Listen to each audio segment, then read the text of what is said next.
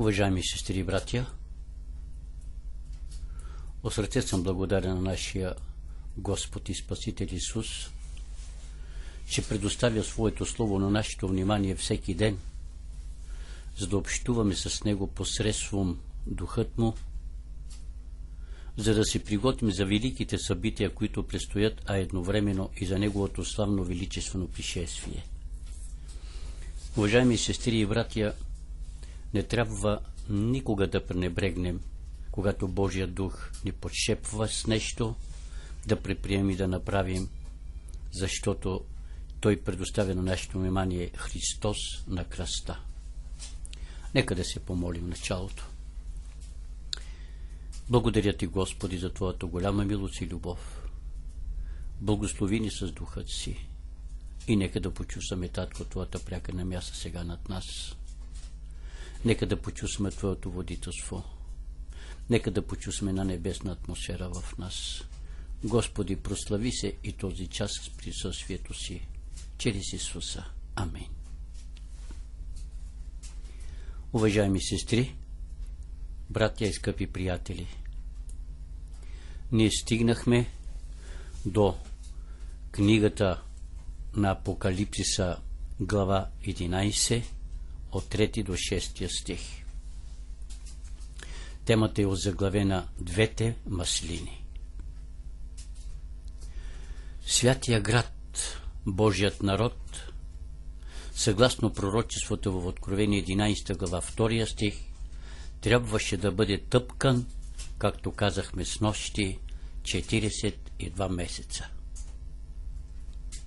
Така че този голям пророчески период е класически в Данаил и в Откровението. Трябва да знаем, че този период е представен по 3 начина. В книгата на Данаил е представен по един начин, глава 7, стих 25. Там казваше стиха време, времена и половин време. В книгата Откровение 11 глава 2 стих, за който разгледахме снощи, там ни подсказваше за 42 месеца. Откровение 11 глава 3 стих ни казваше 1260 дни. Така че този дълъг пророчески период се характеризира с пълната папска хегемония през тъмното средновековие, начиная от 538 до 1798 година. Нека сега да прочетем в книгата Откровение, глава 11, стихове 3. И на двамата си свидетели ще дам да пророкуват 1260 дни, облечени във вретища. Уважаеми слушатели, тълкуванието на този символ намираме в самия текст. В стих 4 от същата книга чета: те са двете маслинени дървета и двата светилника, които стоят пред Господаря на земята. Две маслини и два светилника. Тези символи са взети от книгата на пророк Захария, в глава 4, стихове от 1 до 6. Нека да ги прочета.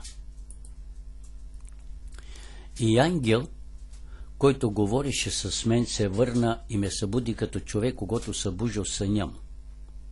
И ми каза: какво виждаш? И казах: виждам ето светилник цяло злато и чашата му за масло отгоре му. И 7 му светила на него, 7 и 7 цеви на светилата, които са отгоре му. И до него 2 маслинени дървета, едно отдясно на чашата и едно отляво. И проговорих, и чета надолу. Стих 4 на ангела, който говореше с мен, като казах: какви са тези, господарю мой? Ангелът, който говореше с мен, отговори ми и каза: не знаеш ли какво са тези? И казах: не, господарю мой. И сега обърнете внимание 6 стих.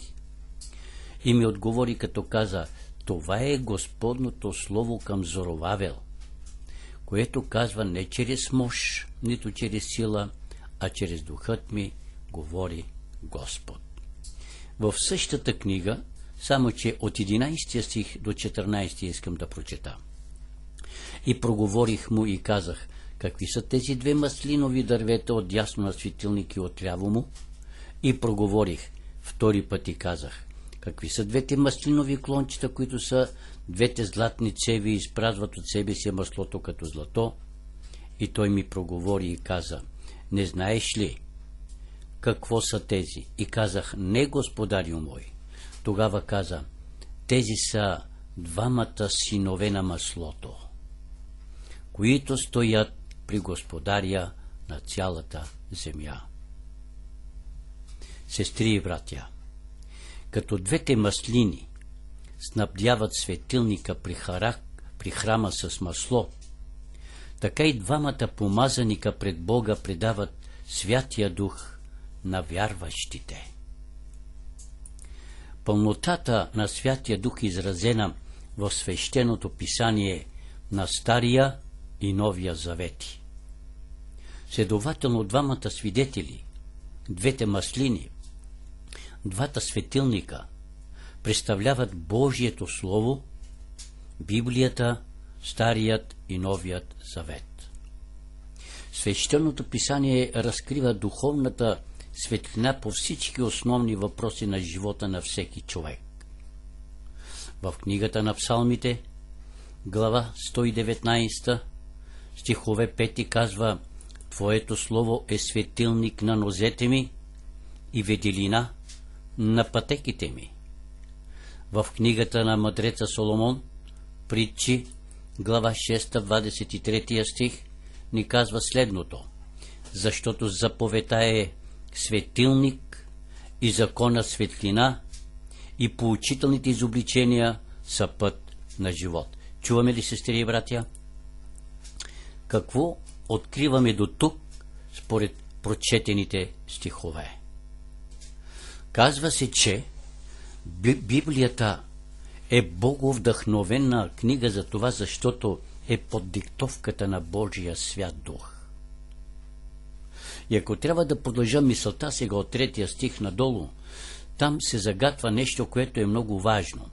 Пророкуват те във вретище, което ще каже, носенето на вретище в Израил беше знак на дълбока скръб и траур. В книгата на Второ царе, в глава 3, стихове 31, искам да прочета, за да открием именно символа на вретището. Казах 31 стих чета. И Давид каза на Йоав и на целият народ, който беше с него, раздарете дрехите си и се препашете с вретище и плачете пред Авенир. И цар Давид вървеше след носилката. Уважаеми сестри и братя и слушатели, през периода на духовен мрак, Библията е описана като облечена в траурна дреха поради скръбта, предизвикана от веростъплението и падението на църквата, защото фалшивите учения и традиции, взимащи връх, неверието, рационализма по-късно. Папи, епископи, царе и събори се съединиха, за да забранят четенето на Словото под угрозата на смъртно наказание. В 1229 година Толокуският събор издаде декрет, като канон 14 гласи. Обърнете внимание изпълнението на точното пророчество. Ние забраняваме на миряните да имат книга на Стария завет, освен ако заради благочестивия си живот някой притежават псалтира или требника. Но ние им забраняваме да притежават на народен език даже и тези книги. Същия събор създаде инквизиционен съд и му начерта програма да действа чрез следните линии. Ще се унищожат напълно те, къщите, дори и до най-скромните им колиби, а дори и подземните жилища на хора, обвинени, че притежават писанията. Ще се преследват чак в горите и земните свърталища. Ще се наказват най-сурово даже и онези, които им дават убежища. Продължаваме надолу, сестри и братя, за хора, които притежават свещеното писание, според пророчеството от Откровение 11 глава, стихове 3 и 4 и надолу. В 1234 година Тараконският събор, канон 2, ние постановихме, че никой не може да притежава книгите на Стария и Новия завет на народен език и че ако някой ги притежава, трябва да го предаде в течение на 8 дни след съобщението на този декрет на местният епископ, за да бъдат изгорени, а който не го направи, бил той мирянин или духовник, да бъде заподозрян в еретичество. Какви строги закони според пророчеството, и те са били факт. Имало и многобройни случаи на смъртно наказание. Филиберт Хамелеон, бивш свещеник, приятел на писанията и ревностно съдейство за тяхното разпространение през 1546 година. Бил затворен в Бордо, после удушен и изгорен на клада. Даниес Лавер разпространявал библейски книги в Нормандия, бил изгорен в Руан. Етибен Лафарш на 5.11.1534 година бил обесен, а след това изгорен на гробищата Сен-Жан в Париж. Той бил търговец и обвинен в това, че на свои разноски отпечатал Библията. Николай Наил в 1553 година на площад Новер в Париж бил изгорен. 6 години по-късно на същия площад били изгорени в един ден много хора, които наистина са били притежавали свещеното писание, като един от тях е бил Пауло и Мери. По заповед на кардинал Флори в 1730 година една комисия била натоварена да претърси къщите на град Рим и където намери книги на свещеното писание да ги вземе. Нека да запомним, че на 6 юни сутринта 400 тома книги били изгорени на градския площад. Това не е малко. Разбира се, тези времена са били валдензите в Швейцария, които са заселили по високите непристъпни върхове на Алпите, за да могат спокойно да четат Библията, но и там те били намирани и наказвани. Валдензите продавали цялото си имущество, за да имат само един екземпляр. На 200-300 семейства се падал само една Библия. За един час четене давали по един товар сено. Сестри и братя, чуваме ли? А какво правим сега по-настоящем? Може би някой от нас има по 2, по 3 Библии, а може би не са отворени с седмици. Господ ще ни търси сметка, защото Божието Слово е средство, чрез което може да ни упъти и да ни наставлява към Христос и към Голгота. Свидетелството на двамата свидетели, Стария и Новия завет, преди всичко свидетелствуват за Христа. Йоан, глава 5, стих 39, казва знаменитите думи, които искам сега да ги прочета. Нека да ги чуем, какво ни казва там. Йоан, глава 5. Вие изследвате писанията, защото мислите, че в тях имате вечен живот, и те са, които свидетелствуват за мене. Двамата свидетели представляват писанията на Старият и Новия завет. Двете са важни. Те са много важни свидетелства за произхода и вечността на Божият закон. И двамата са свидетели за спасителния план. Символите, жертвите и пророчествата на Стария завет сочат напред към идващия Спасител. Евангелията и посланията на Новия завет разказват за един Спасител, който е дошъл точно по начина, предсказан чрез символи и пророчество. Когато Пий VI беше пленен от генерал Бертие в 1798 година и мощта на папизма беше сломена, това разтърси Европа. Но когато през 1840 година Отоманската империя залезе, това пък разтърси света.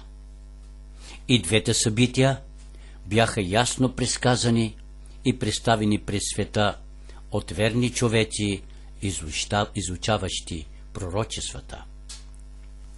През 1689 година Дру Креснер е очаквал края на 1260 години кратко преди 1800 година. Той е първият, който ясно говори за този период от 1260 дни. Йосия Лич в 1833 година предсказа залеза на Отоманската империя през август, която стана 1840 година, благодарение на тези двама свидетели.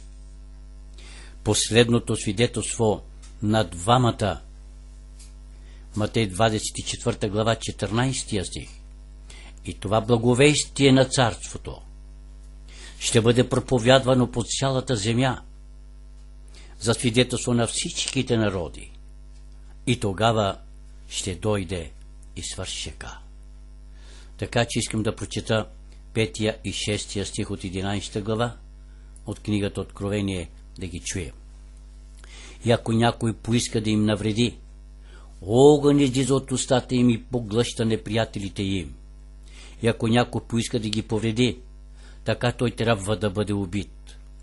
Те имат власт да заключат небето, за да не вали никакъв дъжд през времето на тяхното пророкуване, и имат власт над водите да ги превръщат в кръв и да поразяват земята със всяка язва, колкото пъти биха поискали.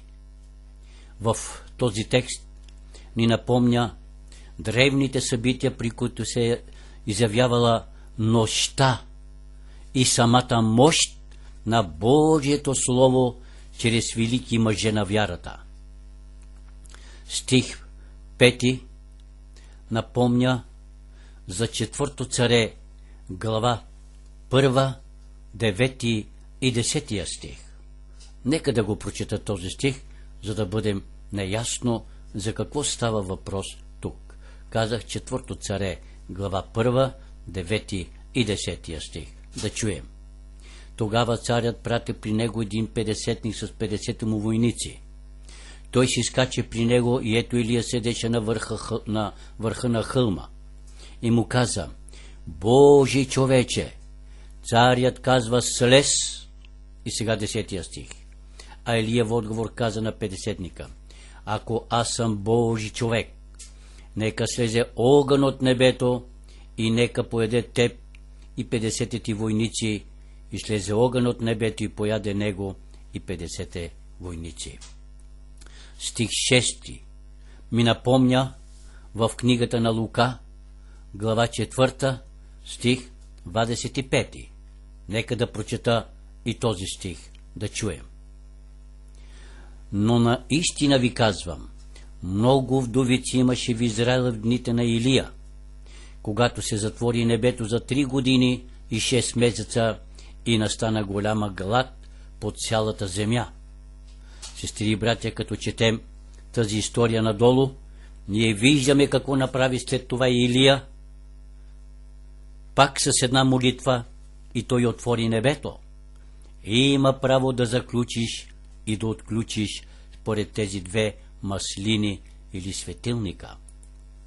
Напомня ми още за книгата на Изход, глава 7 от 19 стих, искам да прочета надолу. Нека да чуем какво ни казва Господ там. Чета.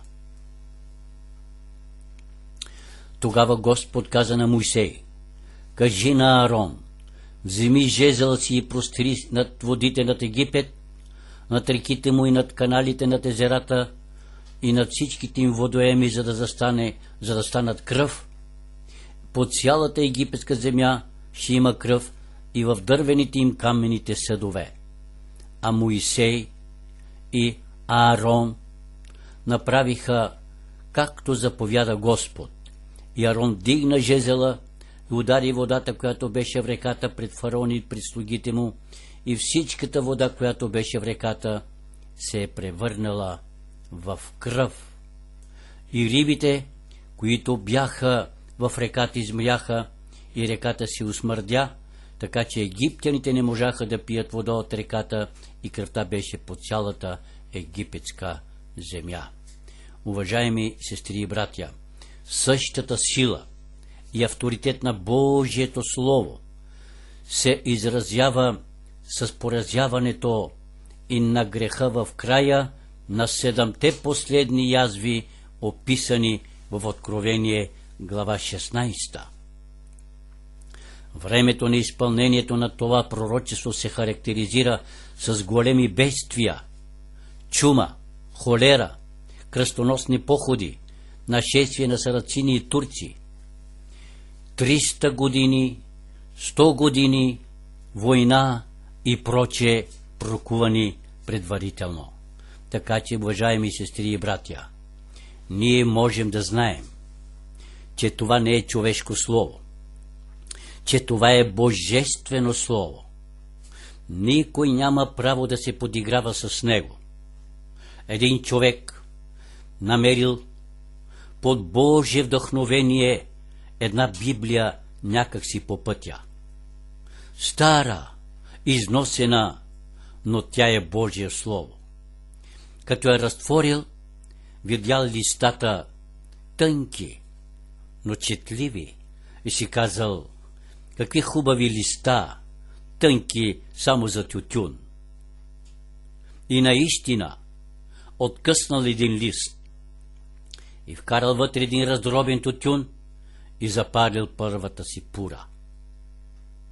Запалил след това втора и третата не е могъл. Получил злокачествен тумор на гърлото и не е могъл повече да говори. Друг пример. Веднъж едно младо семейство, съпругата вярваща, а мъжът не. Върнал се от работа, съпругата наблюдава от прозореца, че съпругът ти се връща. Това е било зимен ден. Веднага станала от масата, защото тя четяла Библията. Посрещнала съпругът си като съпруга, взела сакото, поизтупала го от снега, целунала го, поканила го вътре, но той като видя Библията на масата, се е безсил. До кога? До кога? Взел Библията и отворил вратата на печката и я хвърлил в печката. Печката забумтя. До такава степен забумтя, че станала червена, като че ли ще стане пожар. Но тя не спира печката, червене и все червене. Тогава този човек си изплачил, си казал: какво стана? Една малка хартия тук, пожар ще направя. Че още ли не е изгоряла? Взел една маша, като отворил вратата, какво да види? Библията стои вътре в огъня непокътната. Но от контурите на Библията излизала огън, който ще стопи печката. И той си каза: какво става? Не е могъл да разбере. Решил, взел машичката и хванал Библията и изкарал отвътре. И огъня отихна, но тя е била невредима. Не знам дали ще ми повярвате, но това е истинска случка. Трети пример. лично с човека работа. И той лично ми го каза. Не вярващ, но съпругата му, наша сестра адвентистка, от 7-я ден. Веднъж казва, изкрих Библията. Тя не знае къде я скрих. Изпратих я умишлено на пазара и я зазидах в една стена. И на следващия ден отидех си на работа. Какво да видя? На вечерта аз взех вестника да чета, в ръката и гледам същата Библия. И я попитах, как я намери? И тя само ме предупреди. Не си играй с Божието Слово. Не го зазидай, да не би Господ да те зазида. Господ ми е казал къде е. Чул глас и ми каза, пътя към бараката. 7 реда да броя от ъгъла на къщата на бараката. 3 реда нагоре, 7 страни надясно. Извади тухлата и аз така направих. Бех послушен на Божия дух и си намерих Библията. Внимавай от този момент нататък. Сестри и братя, Библията не може да се зазида. Библията не може да бъде в огъня. И никой не може да действа спрямо нея, защото тя е Бого вдъхновена. Тази Библия предсказва настоящето. Тя предсказва миналото, но тя предсказва и близкото бъдеще. Интересувай се от нея. Последния стих, с който ще приключа. 1 Яново, глава 5, стихове от 9 до 11. Да чуем какво ни казва Господ там. Чета. Ако приемаме свидетелство на хората, свидетелството на Бога е по-велико, защото свидетелството на Бога е това, че Той е свидетелствал за Сина си. Който вярва в Божия Син, има свидетелството в себе си. Който не вярва в Бога, го е направил лъжец, защото не е повярвал на свидетелството, с което Бог е свидетелствал за своя Син. И свидетелството е това, че Бог ни дал вечен живот и този живот е в Неговия Син. Амин. Господи ни благослови, сестри и братя, да приемем тези благодарствени и благословени истини от свещеното писание. Спасените ще имат привилегията в небето да борават с живата Библия в лицето на нашия Господ и Спасител Исус Христос. Той е живата Библия, с която ще имаме допир по всяко време, когато пожелаем. Ако желаеш, братко, Словото му стана плът и прибиваваше между нас. И той предоставил това Слово в писмена форма. Възползвай се от Библията. За всеки въпрос тя ще ти отговори.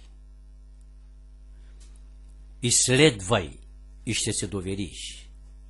Вкусете и вижте, казва псалмиста, че Бог е благ. Дано да го направиш, за да опиташ, че Бог е благ, за да бъде спасен. Амин. Сега в края ще се помолим.